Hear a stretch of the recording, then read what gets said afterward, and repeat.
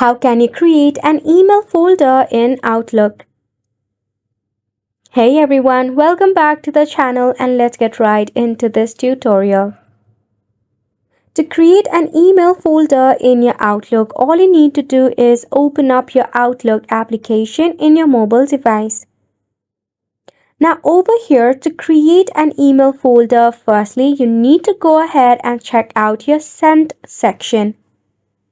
For that, click on your user icon which is present in your left-hand corner. From there, tap on the Send option. Select on the Sent Mails. Then click on the three-dot icon which is at your right-hand side. At the top, you will see the option Move to Folder. Click on it.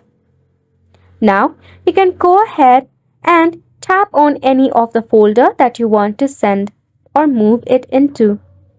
If you want to create a new email folder, click on the icon that is at the top right corner.